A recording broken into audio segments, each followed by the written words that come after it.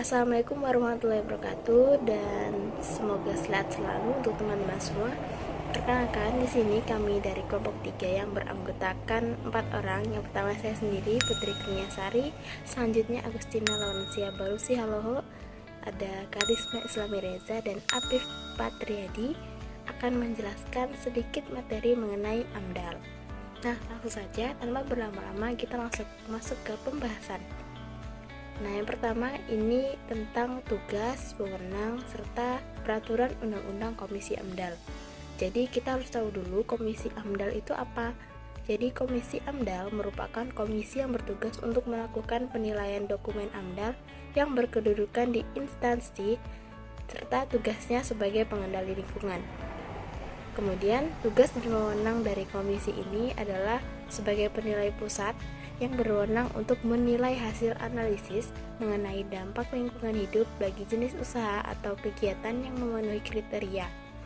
Selanjutnya, dari Komisi Penilaian, daerah juga berwenang untuk menilai analisis mengenai dampak lingkungan hidup bagi jenis-jenis usaha atau kegiatan di luar kriteria tersebut tadi. Nah, untuk peraturan perundang-undangan mengenai Komisi AMDAL ini terdapat 3. Yang pertama, Undang-Undang Nomor 23 Tahun 1997 Pasal 8, kemudian Undang-Undang Nomor 32 Tahun 2009 dan Peraturan Pemerintah Nomor 6 Tahun 2008.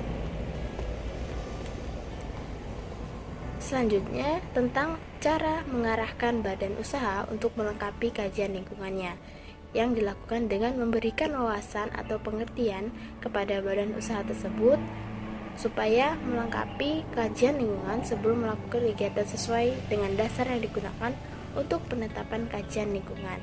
Dengan dasar-dasar tersebut yang telah ditetapkan pada Undang-Undang Nomor 23 Tahun 1997 Bab 6. Selanjutnya, Peraturan Perundang-undangan Nomor 27 Tahun 1999 dan Kemen LH Nomor 17 Tahun 2001. Selanjutnya, kerangka acuan analisis mengenai dampak lingkungan. Jadi, AMDAL itu tuh terdiri dari beberapa dokumen, di antaranya KA-AMDAL, kemudian yang kedua ANDAL, selanjutnya adalah RKL dan juga RPL. Nah, untuk KA-ANDAL ini adalah ruang lingkup studi analisis dampak lingkungan yang merupakan hasil dari perlingkupan yang disepakati oleh pemrakasa atau penyusun AMDAL, yang isinya itu meliputi izin tata ruang, izin prinsip lokasi, peta-peta terkait, dan masih banyak lagi. Dan kemudian tujuan dari kerangka acuan AMDAL ini adalah yang pertama, merumuskan lingkup dan kedalaman studi AMDAL, kemudian mengarahkan studi AMDAL agar berjalan secara efektif dan efisien sesuai dengan biaya, tenaga, dan waktu yang tersedia.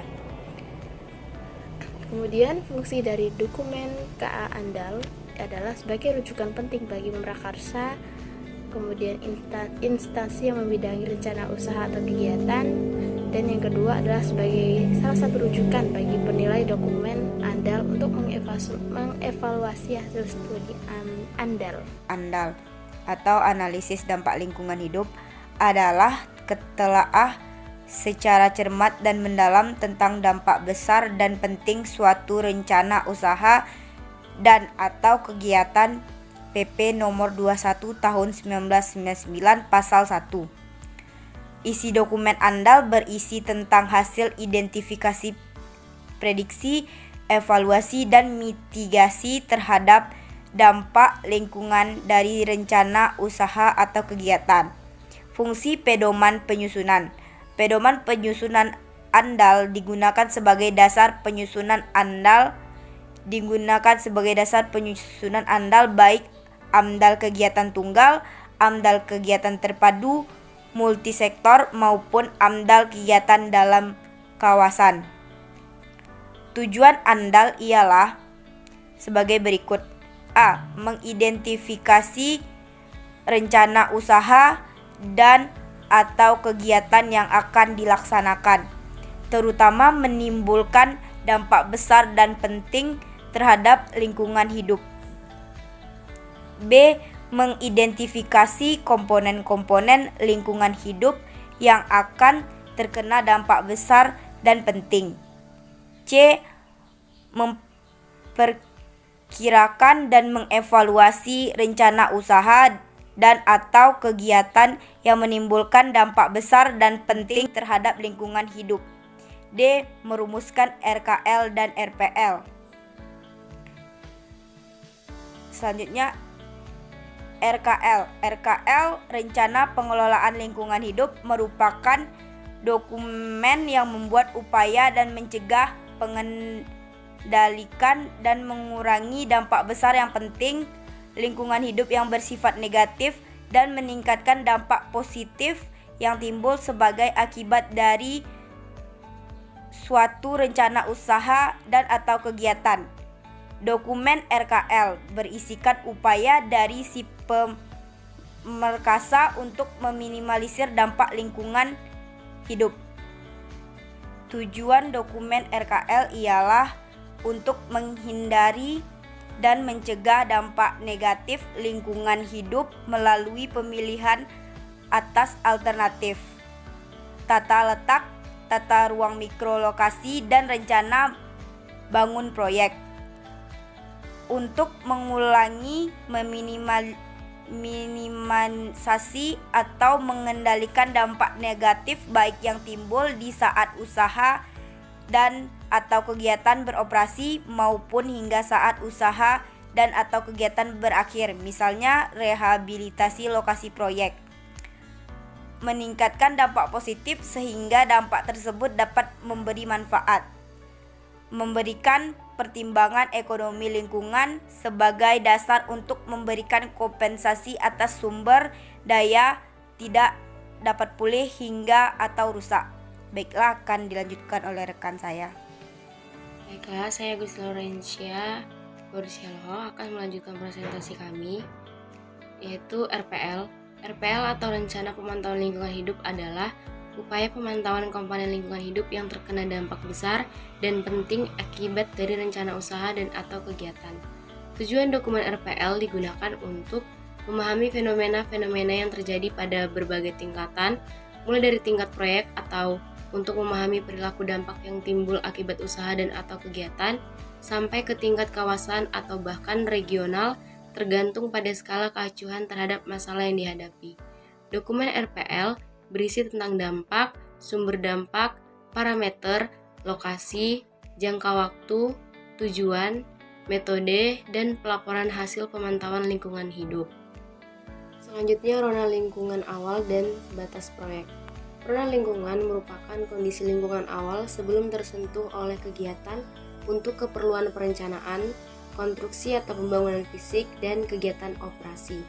Batas proyek merupakan ruang di mana suatu rencana usaha dan atau kegiatan akan melakukan kegiatan prakonstruksi, konstruksi, dan operasi.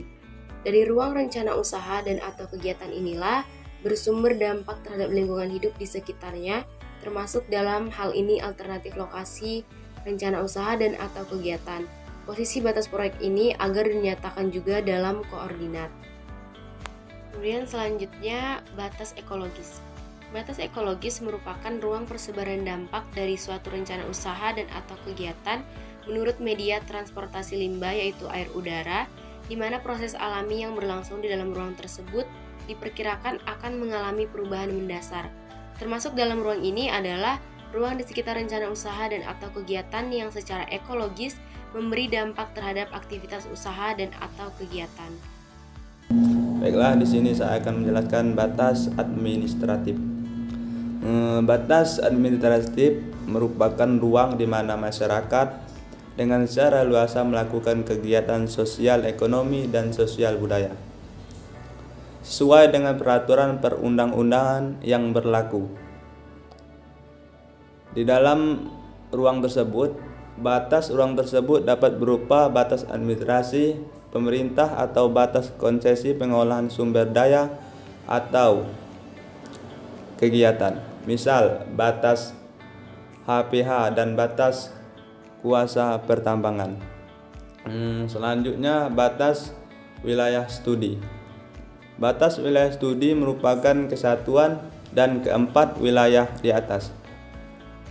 Namun penentuan disesuaikan dengan kemampuan pelaksanaan yang biasanya memiliki keterbatasan sumber data seperti waktu, tenaga, dana, teknik, dan metode telahan.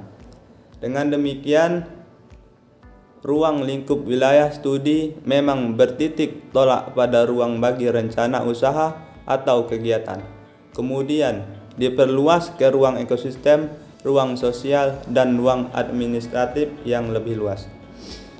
Selanjutnya, beberapa bentuk sosialisasi yang dapat dilakukan kepada masyarakat dalam penyusunan AMDAL adalah sebagai berikut. Yang pertama yaitu penyebaran informasi lewat media massa. Diartikan sebagai bentuk sosialisasi dengan membuat suatu berita, ataupun laporan maupun iklan mengenai AMDAL melalui media massa seperti televisi, radio, surat kabar maupun tautan pada internet. Selanjutnya, penyebaran leaflet atau bentuk sosialisasi. Lahan ini adalah bentuk sosialisasi dari AMDAL melalui penyebaran leaflet atau poster mengenai AMDAL ke beberapa daerah. Dalam ini pihak yang melakukan sosialisasi akan membentuk beberapa daerah untuk melakukan sosialisasi, akan tetapi hanya dalam bentuk penyebaran leaflet atau poster yang ditempelkan. Sehingga sasaran akan memahami AMDAL dengan membaca leaflet yang disebarkan. Baik, selanjutnya pembuatan forum sosialisasi AMDAL. Ini dilakukan dengan membuat forum diskusi, seminar maupun pelatihan tentang AMDAL sehingga masyarakat dapat mendapat informasi tentang AMDAL secara langsung, serta dapat melakukan komunikasi dan arah mengenai AMDAL dan masalah-masalah yang mungkin dapat ditimbulkan. Baik, inilah presentasi dari kelompok kami. Saya ucapkan wassalamualaikum warahmatullahi wabarakatuh.